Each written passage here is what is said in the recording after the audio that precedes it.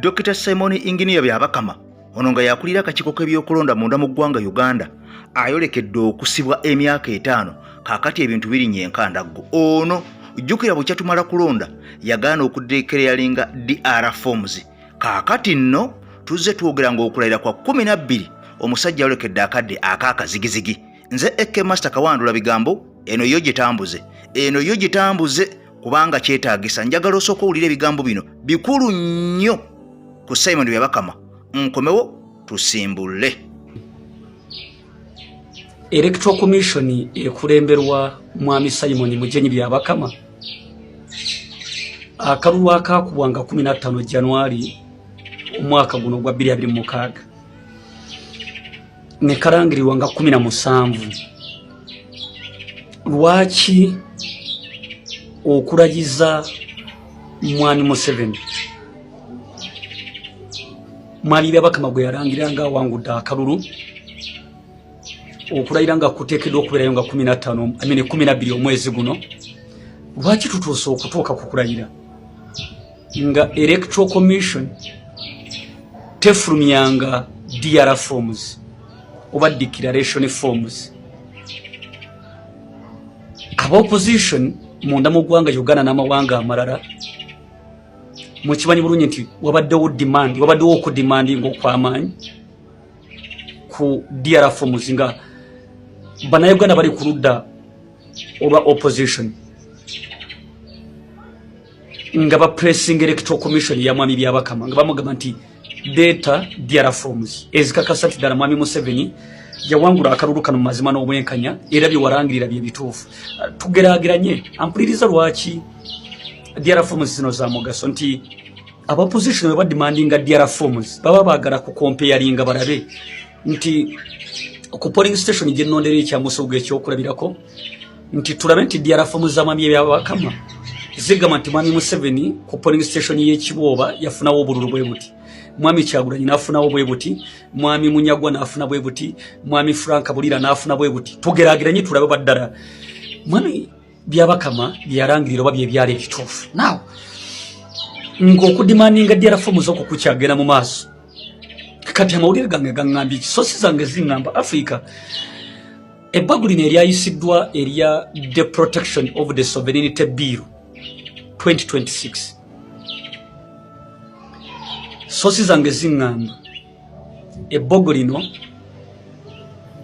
Mwami Museveni bamala okuliteekako omukono waliwo bagenda okulichallenginga mu Constitutional Court oba mu kooti etaputa ssemateeka.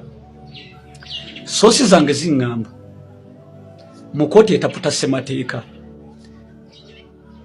ebbago lino ligenda kugobwa. Tuli ffenna ekibuuzo kiri nti lwaki ligobwa nga Mwami Museveni alirinamu interest oba gavumenti eri mu buyinza bw'eggwanga lino. Sosi yange ŋŋamba spirit mwe baleetedde ebbago lino, 1 kituufu mulimu okwagala okunyweza n'okwongera okukalubya n'okwongera okuzibuwaliza ebibiina by'obufuzi ebiri ku ludda olw'obula gavumenti nga kwotadde ebitongole binakyewa gavumenti eri mu buyinza byegamba nti bikoze kinene mu kupromotinga opposition mu ggwanga Uganda. Wabula sosi yange ŋŋamba nti ebbago lino ligenda kugobwa mu kooti etaputa ssemateeka. Lwaki? Sosi zange ziŋŋamba nti ebbago lino okulireeta omwoyo gw'abadde omukulu mu kuleeta ebbago lino ne speed kwe lyatambulidde n'ebimu ku bitiisa n'ebikanga bye mubadde mulaba era ebyayisiddwa. Sosi zange ziŋŋamba nti bwe litagobwa lyonna obumu ku buwaayiro obwateereddwamu kooti etaputa ssemateeka egenda kulagira buggyibwemu kubanga bukontana n'ezimu ku nnyingo za ssemateeka.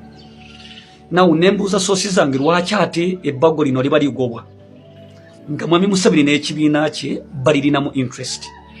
Sosi zange ziŋŋamba motive endala eyabadde mabega w'ebbago lino okuleetebwa mu kaseera kano ne speed kwe lyatambulidde ne timing oba akaseera mwe lyaleeteddwa, motive oba ekigendererwa ekirala ekyabadde mabega w'ebbago lino kwagala kusaanikira ku diverting attention ya Bannayuganda ku nsonga y'okubanja DR forms. Mwami Museveni asobola okulayira obulungi bannayuganda nga bakendezezza ku kubanja DR forms n'okubanja obuwagizi oba obuwanguzi bw'abamu. Attention y'abannayuganda yonna ngeri ku nsonga ya the protection of the sovereignty bill 2026. Sosi zange zozikazingama nti gwerinda Mwami Museveni agenda kulayira ng'emboozi y'abannayuganda na buli kimu nga kyetoololera ku bbaguli neryayisiddwa. Mwami Museveni agenda kulisayiningako, abaddukira mu kkooti baddukirayo bali challenging, kkooti ebeeko ennongoosereza zeekolamu oba ebeeko obuwaayiro bwegoba mu bbaguli n'okubanga bukontana ne ssemateeka. Nolwekyo sosi zange zozikazingama nti ebbaguli lino libadde lisobola n'okutambula empolampola ne liyisibwa ne mu palamenti eddako ekisanja ekiddako, wabula bayagadde mu wiiki Mwami Museveni ng'asemberedde okulayira emboozi ebeebuutikira bannayuganda si yakubanja Mwami Kyagulanyi nti ye yawangula, si yakubanja DR forms n'ebirala, wabula ebeere ya kukubaganya birowoozo ku nsonga y'ebbago lino eryayi. Mu mawulire ge tulina era nga ge galiwo, omubaka Honorable Shamimu Malende finally bwino omutuufu amaze n'azuulwa, wabula nga sinakutuusa eyo mu kibuga Kampala kimaze okukakasibwa nti obunkenke kakati bweyongedde. Amagye gamaze dde okubeera nga gayiika okwetolola ekibuga kyonna, gano nga gazze mbu okunyweza security y'omukulu agenda okulayira oba kyewandiise okwerayiza ng'ennaku z'omwezi 12 omwezi guno gwe tulimu olunaku olwaliro. Kati obunkenke buyitirivu nnyo, wabula nga His Excellency Robert Kyagulanyi Ssentamu amawulire ag'omunda galaga nti naye essaawa yonna kaakati yanditonya. Kaakati nno wano waliwo okulya n'okkomba essowaani, ono anatonya nga 12 nga 13 mu kulayira. Kaakati nno security eri tight nnyo. Bino nga bitambula bigenda mu maaso, omubaka Alan Ssewanyana ow'Emakindye West avuddeyo n'ataakaka amaze n'asumulula ebyama ebyaliwo ono mu kusibwa kwe, era ono bwe yasiba ne Honorable Muhammad Segirinya omugenzi kati amaze n'ayogera ebyama.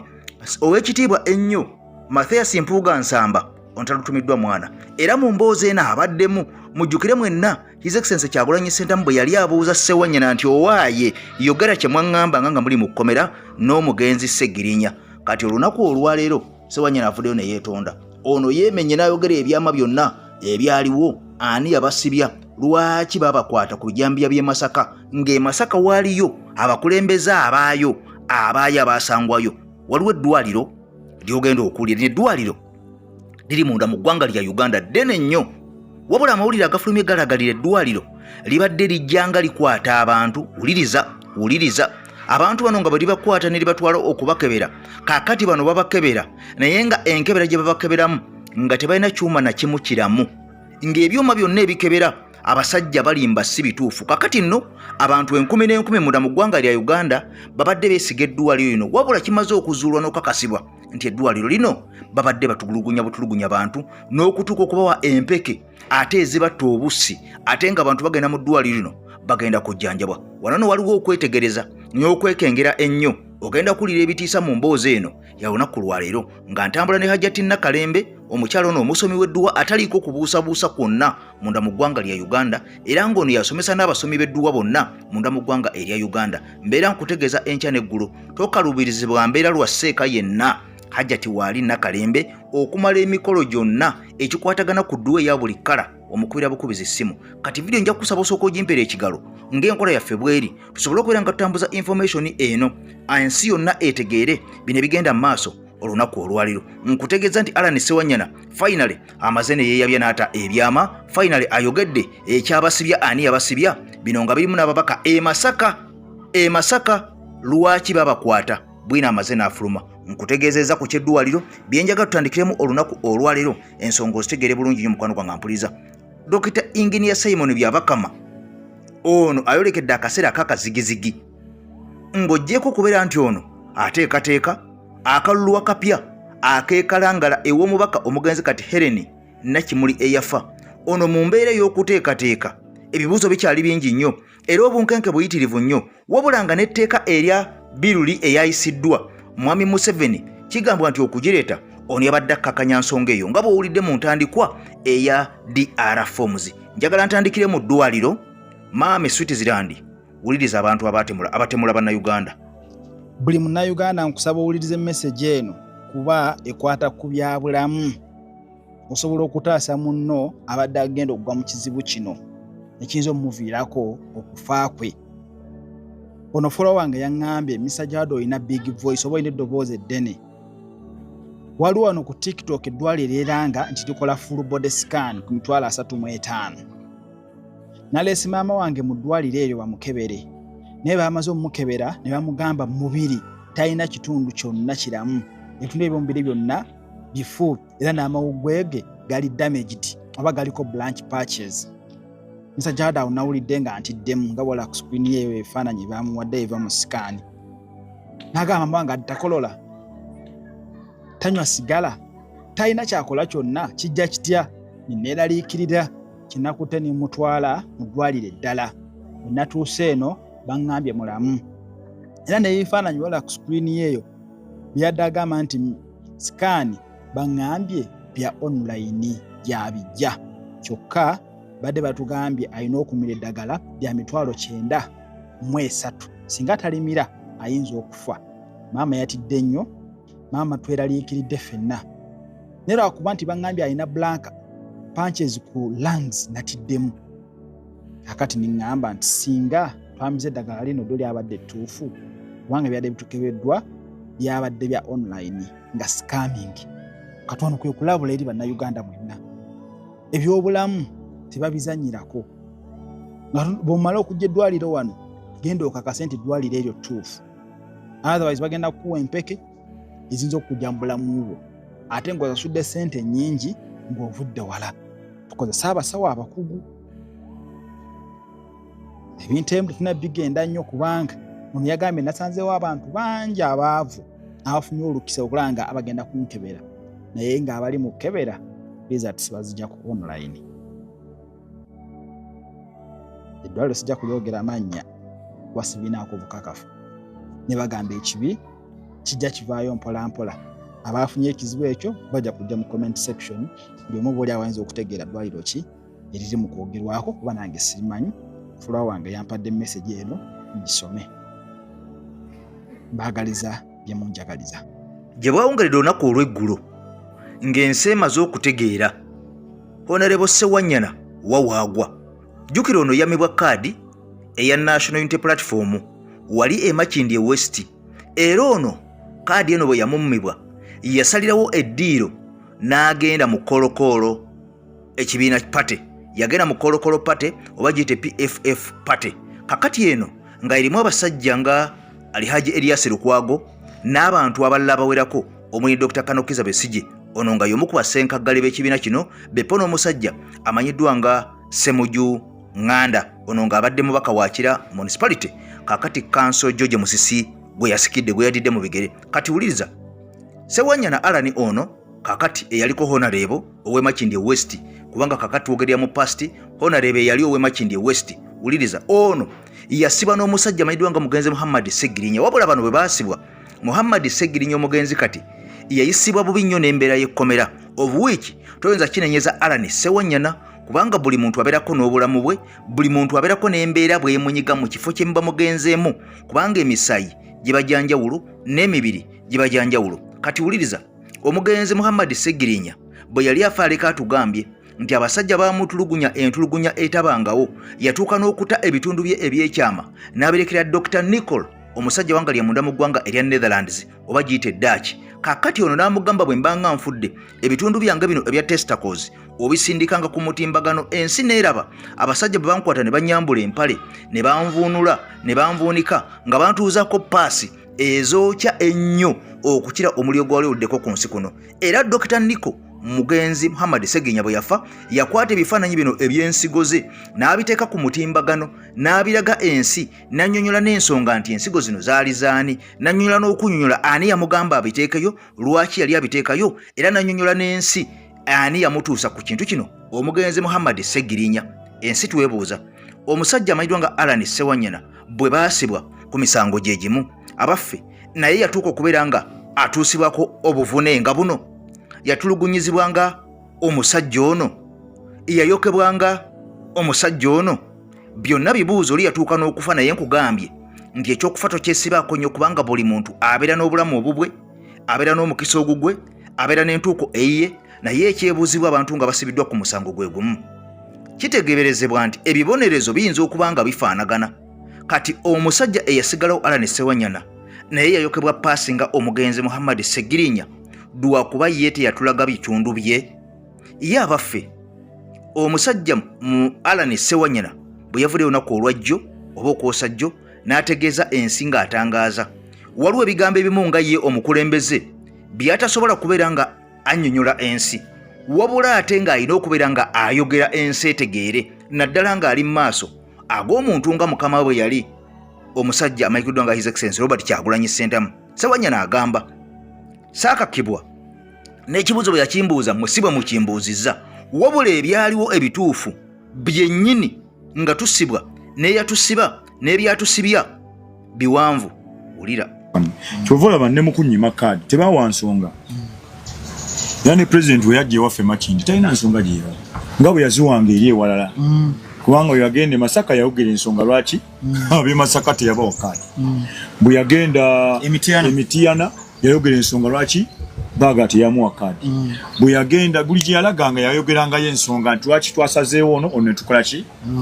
naye nze namulinda akyogereko Makindi teyakyogera tewaliwo nsonga nnene nnyo naye ndowooza baatunulira nti ono engeri gy'abaddewo emyaka ebisanja 2 kale kati katuwe chance n'omuki n'omuntu omulala wankubadde nti circumstances ezaaliwo before ebyobufuzi oba campaign nti zanyigiriza nnyo komera n'ebintu ebirala byonna bwe nakibanga kyekyo kyokka ekyannuma naye nga bino ebisigadde nti akukyusaamu kuwoono kuwooli saakinaako buzibu olw'okuba nti kale nali mbonaabonedde mu kisanja ekyo nga mbonyebonya naku lwa kibiina kyokka ekyo kyekyali kikola ki kinkosa ng'omuntu nenvulira nga politics si bwalina okuliwaadinga kubanga kyokoleredde kyolina okufuna nga sinagenda ku kibuuzo kisembayo wakati awo I don't know if you're comfortable okuddamu kino kiveeyo once and for all akaseera kamu ketwakulaba nga ogenze kuko ku kibiina wenyini ku headquarters there was a moment essaawa zino abantu bakyagyefumitirizaamu the moment you were tasked okumentioninga someone okugamba nti no yabatuma okukola ki do you remember that moment? I remember. Yatuma okukola ki yali wajja ku kibiina kya NUP wekitiibwa mwami Kyagulanyi Robert Ssentamu n'akubuuza we twabakyali yamukomera mujjukira kye mwatugamba ani yabasibisa you were hesitant to answer naga yogera ani yabasibisa nga obadde ng'oŋŋamba ffenno twakusaasira abaali balaba ennyo kati si bwe yakyogera naye yagamba nti buli we najjanga mu kkomera Honorable Ssegirinya yagamba nti Honorable Mpuuga ono alina okuba nga alina kyamanyi kukola ki kusibwa kwaffe yagamba Honorable Ssegirinya ate kati yali omugenzi kati mu ambush eyo gye baambushinga ng'omuntu ndi mukulembeze waliwo ebintu ebimu byotalina kwogera naye ng'ate you have to say something kubanga mukama wo akoze eki akugambye nze kwolwo nali ngenze mu press conference nga tusoose kugenda kutereeza bya mukulembeze waffe wali olutalo lw'abafoot soldier e Makindye n'abakulembeze bakansala n'abalala nga tulina odusolvinga in fact meeting eyo yalina kubeerawo ssaawa 4 ne bashiftinga nga erina kubeerawo lwaggulo ssaawa 8:10 kati ng'omukulembeze tosavaawo buvi n'ogamba nti kale nze bindeese biwedde kaŋŋende ate oli mubaka wa parliament press conference obutuula wali kuliko buzibu ki naye mu president mu kwogera ate n'amaana nampitayo mbeeko byenkola ki byentangaaza naye ekintu ekyaliwo kyaliwo ekitera nawe okyogeddeko nga tutandika mu programu eno nti ebintu ebaali eri e Masaka waliyo n'abakulembeze baayo ab'ekibiina ky'NUP ate lwaki mwogera ku ffeena abeeno Makindye kubanga kuba kunoonyereza kwonna nga NUP eri involved era osookerawo mu bakulembeze baaki abaawo olyoka ojja otuuke ku ki kunze ow'e Makindye mukitegedde kati mu kwemulugunya okwo n'okwefumiitiriza kubanga ffe we baatukwata tutumanyi lwaki baatukwata paka leero. Don't you think that was witch hunting? Uli achentegeeza nti ne bwotunula kati ne bwolema kati era nze nange nkyewuunya paka ne leero. Okitegedde kati wakati mu kwewuunyawuunyo oli mwava agambira naye akulembera oludovuganya gavumenti ava Masaka babaka bannaffe bonna baani bakayemba bonna bava Masaka ne bo ne batayitibwako wadde okolayo ka statement wadde okola kibi nga omugenzi bwakola ki bwalajana.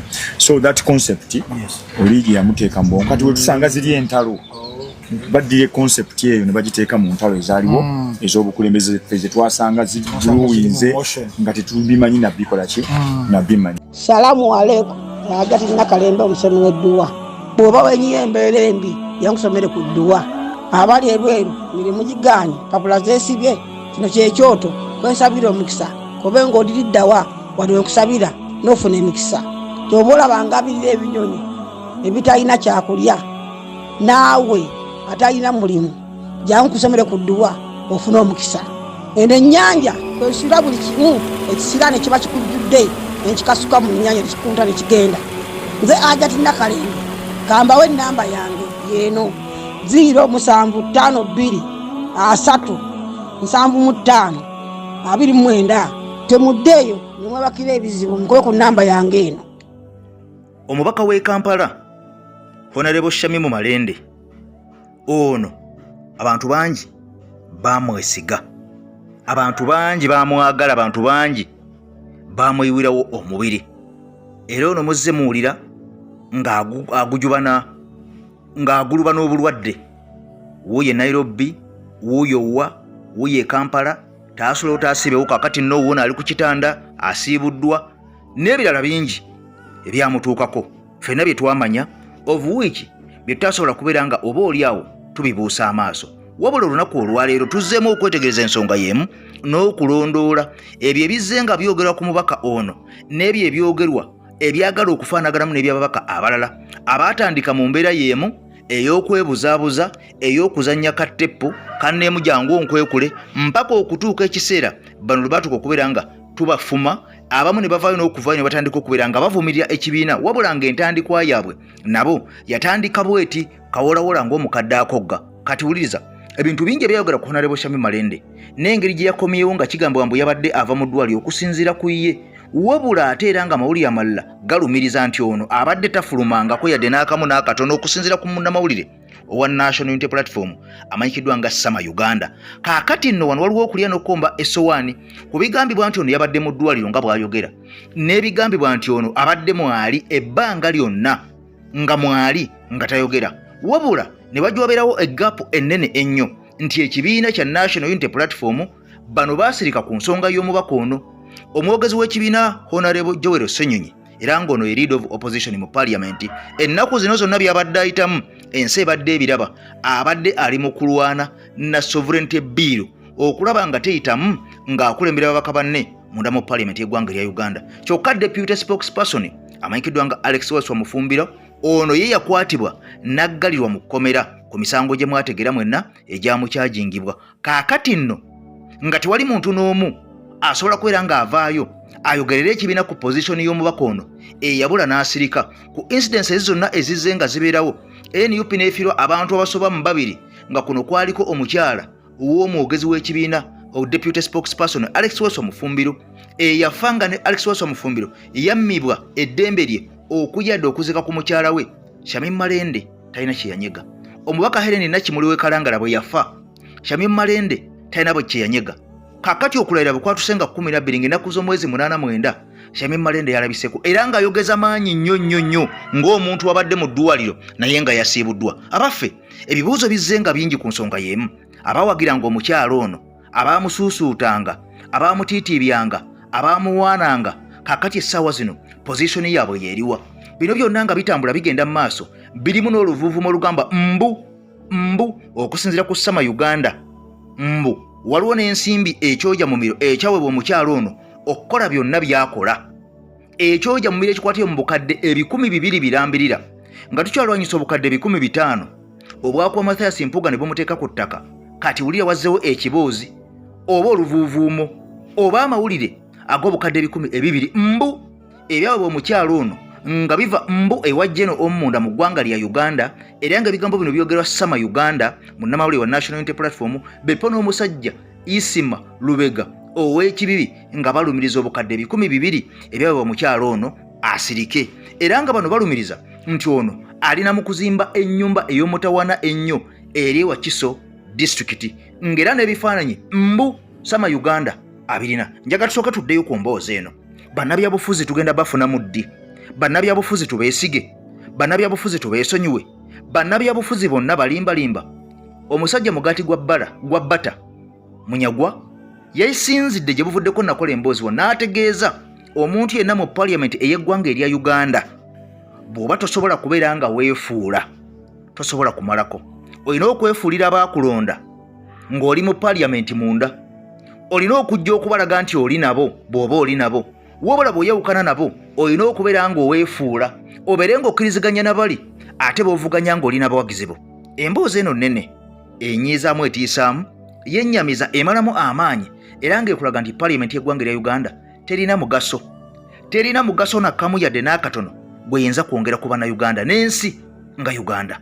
Njagala butereevu tukirye mu mboozi eno ez'abantu ab'enjawulo ku nsonga y'emu.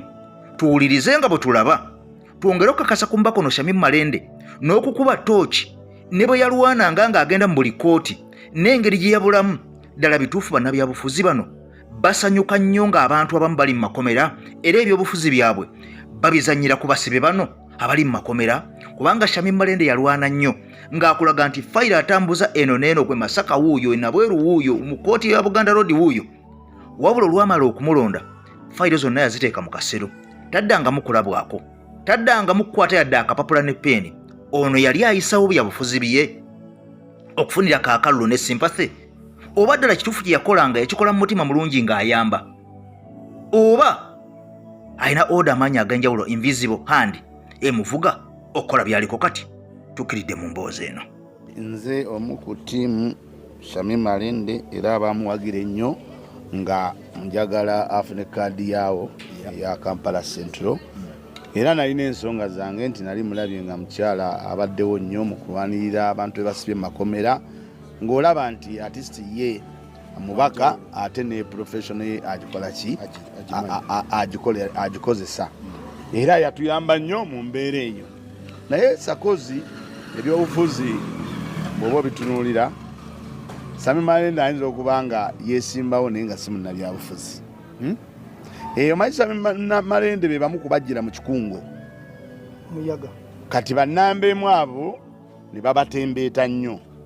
Kakati ffe tugenza obbatembeeta wano nga tulina omulamu olusi gwe tubalabyemu naye naddala mu professional yaabwe eri eyaki ey'obwalooya era kyova olaba nti ze tunuuliranga namutunira nnyo mu kuyamba abaana ne saamutunuuliranga ateesezza nnyo mu paalamenti era awo bw'oba toli nnyo byogobera bintu toyinza bitegeera mu parliament saamutunuulira nnyo ng'ateesezza mu paalamenti bwe nali muwagira naye namutunuuliranga akozeseza professional y'obwalooya n'ekifo kye okulwanirira abaana abali mu makomera era awo nze bwe nabeeranga nti Shamim Malende jju kubanga abadde akola kyalina okukola naye wali mu nkola ya paalamenti awo nali simukubira nnyo kadingidi pozi n'ekirala era kyali kimunjagaza nti olaba nti yali ku ludda luvuganya. Kati lwaki wali omuwagira agende mu byobufuzi lwaki teyasigala nga looya wa Nuupu nga tali mu paalamenti? Anti kaakati awo ngenda okugenda nti mu Nuupu mbadde nakugamba nti mbadde nkyagamba nti eri nga andaba akola bulungi omulimu gwagenda mu kooti e Masaka yeewuuyo buli wamu ng'olaba Shamim Malende mutuufu tasaana kutuvaako. Maye ebyobufuzi bino byetaagamu balooya ate bw'obeera looya ng'ate oli mubaka wa paalamenti ng'olinamu n'egundi gy'olina ate ozitowa nnyo. Kyova abantu b'ennyendo mukungu embagamba nti kanso muyizi mumwetegereze 2-3 ojja kulaba omubaka ddala ow'ensonga. So kaakati bw'otunulatunula anti mugamba tetwogera mu bantu ate nemane mwogera nze njogera pulogulaamu yange okitegedde nze njogera byange. Kaakati lwaki njogedde ekintu ekya kanso muyizi ti bannabyabufuzi essaawa eno balina kweteekateeka abalimu ensa kubanga sakozi tugenda kutunula ebintu bingi bigenda tukuba encukwe naye yali akuba enduulu agamba oba nakuba yaki kubanga Ssemalende ng'ovuddeko mutunulira nga Sami Malende n'osooka n'omanya nti Sami Malende akiikirira wa ava mu pate ki pate yo gy'avaamu naye oyina ogitunuulira tiyali evuddeyo emirundi emeka evuddeyo okufulo otuwulira nti bannange omubaka waffe owa Kampala yafuna ebizibu ebinene biti naye bannakampala mubeere bagumu omubaka waffe akola ki waali ekyo kigakata ku pate naye okubeera nga rope lwakwata akazindaalo atunnyonnyola omubaka yabitegeera gwe baatuwa olindako gwe baatuwa kubanga Sami Malende ye ng'omuntu asobezza agambye mulwadde naye ne pate kitukakatako otujja tuwulira ti omuntu gwe mwawa kaadi banne gwe twawa kaadi tabalekeredde naye akyali muki mu ddwaliro obirabyeko ku Nuupu kitegeeza nti ne Nuupu awo wateekwa okuba nga waliwo oluusi ebibuza Bamalende bano ffe bye tutamanyi twe yamala okufuna kaadi n'agifuna ng'oluusi walaba embiranye yaliwo wakati wa Zahara ne Malende jangu weetonde sijja kwetonda ebyo byonna ndowooza omuntu wamala owangula olumu agamba obuzibu bwe nayitamu kangende neewummulire eyo nayo tulina otunulayo oba kitegedde ekirala Sami Malende obeera otya ng'oli mubaka wa Paalamenti naye nga toyina muntu asobola kwogera nsonga zo nga toliiwo tana mwogezi nga toyina muntu asobola kujja n'alambula ku bantu bo be bamenye n'atuusa obubaka obulaga abantu nti bannange abantu baffe bemumenya bemuni omubaka nabadde naye anyolerwamu nammwe oba n'obeera ku buliri eyo neweekakaba n'okwata ffe n'ogamba banne mbalaba babamenyaamenya abeegundi babamenye naye nzija oba nina obulwadde ndi wamu nammwe ezo tetuzirabye kaakati mu butaziraba ffe tetunuulira Sami Malende yekka ne tutunuulira nakiki ekimukozesa ebyo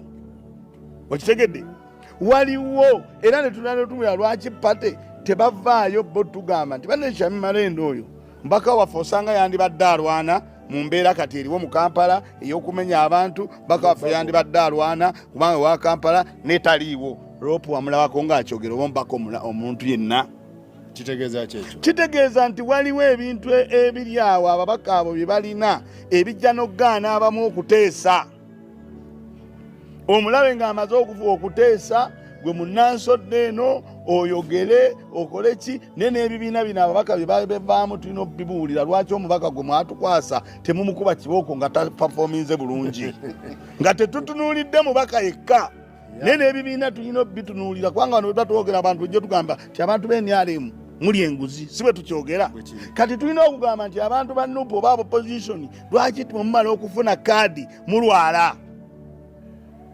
kisusse tetujja kubeera awo tugambe Sami Malende abantu bonna abalama emboozi mu kati bwe bajja ne balaba David Omwono nga taliiwo ne tutavaayo kwogera nti bannange David omuntu wammwe ali mu kkomera oluvannyuma lw'okutwala emmwanyi z'omusajja baamutwala mu kkomera oba tetukoze abantu balabulabi David omutaliiwo nambe mutaliiwo kyova olaba olumu nze mbagamba nobaga nti abannange bamukwatidde mu kawunyemu nanyiga wano naye nga bali abantu mbabulidde ki so bannabyabufuzi mulina okuba n'omwogezi bw'oba toliiwo agende ayogere ku nsonga zo alina okubuulira ebifa e Kampala naawe olina omubuulira biki byaba agenda bagita batya ayogere mu bantu mu kutuukira wa Amiri simanyi nnyo lwaki gyeyatuukidde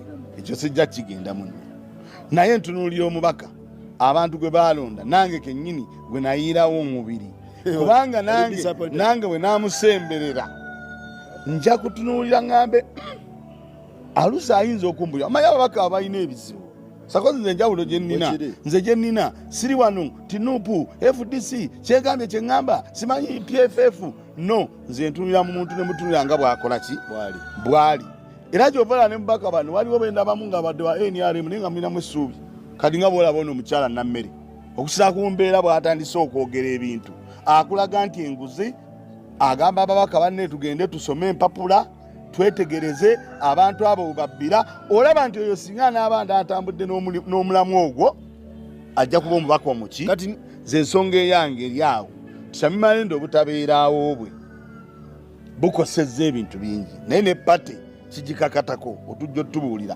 tujjewo ebibuuzo by'abano bannamba emu tilwaki abantu tebaliiwo Lopu bw'aba yavaayo n'ayogera nga wamulaba n'agamba banna omubaka waffe taliiwo ekyo kijja kujjako Shamim Malende akazito n'omubaka omulala yenna okitegedde security alert bwebe wedde manyi president egenda mutuukako kati buno obubaka njala busindikira eri ba comrade mwenna betukola emirimu gyegimu ku social media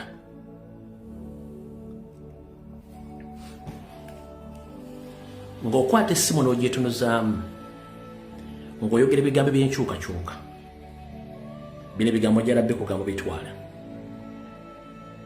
ngoberera nnyo ebigambo by'omukulembeze Robert Kyagulanyi Ssentamu byazze atugambye ebigambo bingi nnyo nekirabika bakomredi bannaffe abamu temukolerera struggle temukolerera nkyukakyuka lwaki omukulembeze yagamba teweesiganga munnabyabufuzi aliko omuwendo ogw'essalira n'akugamba nga bw'obanga ogenda kuyimira ku mazima suubira nti amazima ogenda gayimirirako obwomu ompulya bulungi suubira nti amazima ogenda gayimirirako obwomu n'agamba nga totwala budde ku defendinga munnabyabufuzi kuba munnabyabufuzi akyuka essaawa yonna n'ekirabika bannayuganda naddala betukola emirimu gyegimu ebigambo pulezidenti mbuula ekireka mulina gwe mukolera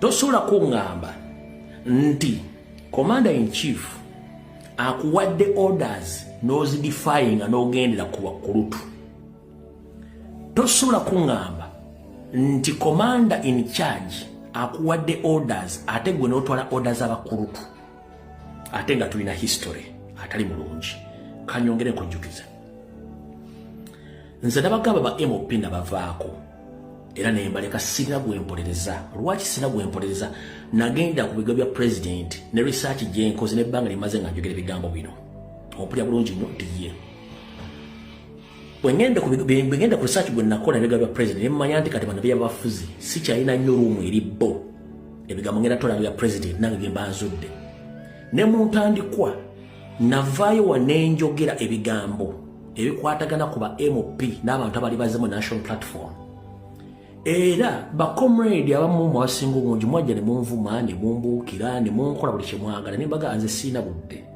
bwammwe bwakubaddamu obudde bwennyini bujja kubajjayo baleetera amazima gennyini era obudde bwajjayo amazima ne gubatera ku mmeeza kati muganda comrade akola vidiyo essaawa zino ng'odifendinga MOP yenna toli wa national platform oyina gw'okolerera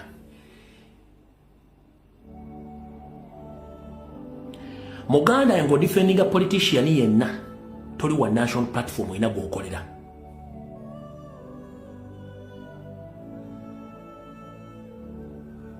nkiddamu comrade yenna ng'okola video ngo defending a politician oyina gw'okolera tokolera nkyukakyuka kukyusa ggwanga lwaki ddayo otunuulira ebigambo bya Anita Amongi najja nnwana ne gurupu ya Anita Amongi n'okutuusa olwaleero nkyagikubamu ebituli gwoza gurupu ya Anita Amongi ogimanyi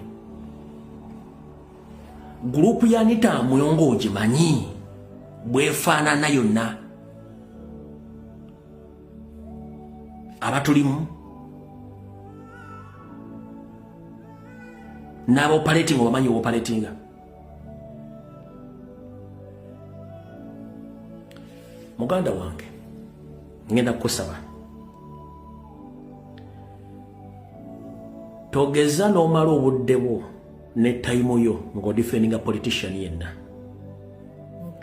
president yakugamba nti munnabyabufuzi aliko omuwendo n'akugamba tuli balabira ku bikolwa byabwe munnabyabufuzi atayimiriddewo ku lwa struggle oyo si wa struggle munnabyabufuzi atayimiriddewo ku lw'ekibiina oyo si wa struggle munnabyabufuzi atabanja DRFOM oyo si wa struggle munnabyabufuzi atakondeemi nga byatuuka ku president makaage ne mukyala we oyo si wa struggle munnabyabufuzi atavaayo kwogera ku nsonga zigenda mu maaso mu ggwanga oyo wasuwa struggle. Lwaki?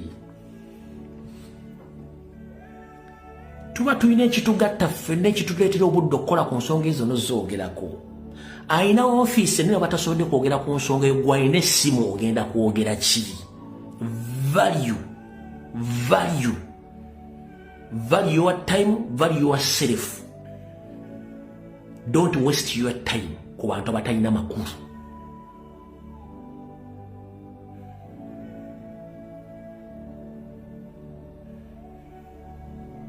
Mu struggle nkiddamu manyi President Robert Kyagulanyi Ssentamu yekka. Abasigadde mbalaba bulabi. Nawe kyenjagala okujjako nga mugamba nti mwe mulina omuntu gw'omukoli omulago tutamanyi. Never ever trust any politician. Kubanga ajja kukokyesa. Ensonga lwaki ne struggle ekyako lwakuba mmwe kino ngenda lwakuba mmwe naddala ba cowboy abali ku social media. Ekikonyeza struggle lwakuba mmwe ba cowboy abali ku social media ojja n'okola video ng'odifendinga kuba bakuwadde omugaati nga kyodifendinga tokimanyi.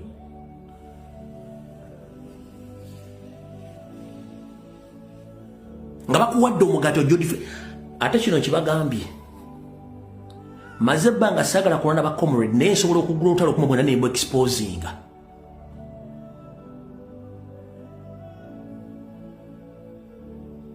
Kansooke nkubuuze. Regimu ya 2019 mpaka regimu ya 2019 eggwako yaweddeko olunaku lwajjo. Ba comrade ki abaagifunamu ng'onaga nti nze nafuna mu ba MP. Nga ne ba MP abamu sente ziri mandatory zibalina okusasula kadde kakadde okusupporting ekibiina baagano zisasula. Katulonze ligimu endala kiki bagenda okukola. Lwaki mwefuula abategeera nga n'okutegeera mulina kutono?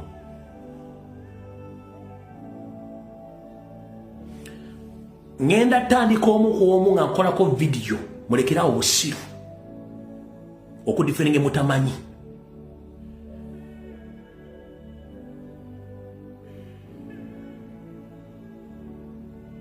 Mulekera obusiru okudifendinga mutamanyi.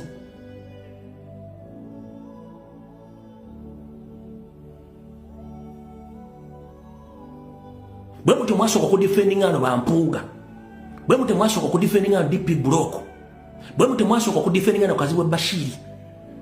Ne mudifendinga buli muntu yenna omukyamu mpaka time yabambula. Nakati muli kudifendinga ebintu ebikyamu. Time ejja bambula. Ne muloza president wabatunulano abalooza ki? Nkubuuza president watunanga okutta essimu oyogera ebigere bitakwatagana nga waliwo issue y'okusaba jjala fomu gw'okutta essimu odifendinga omuntu.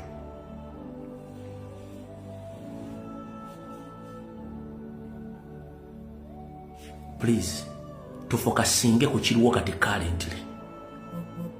Tufokasinge ku kiriwo currently. Mbabuulidde nze ngenda tandika okuva mu buntu ntandika obbakuba mwabayita abasitroga bali ku ground. Mutugamba ama muli mu diaspora mujja ku ground. Abali ku ground mumusinga enkwe. Emisana musiba ku kite musiba mu struggle ekiro musiba na busajja. Tugamba abaana ne akwatisa abaana kumubwe nyi mumpi mu abaana baffe. Wana mutu waleka bulesi. Emisana musiba ku kitebe nga muko musime dipipa. Nenge ekiro musiba n'obusajja nga mukwatisa bakyali baffe.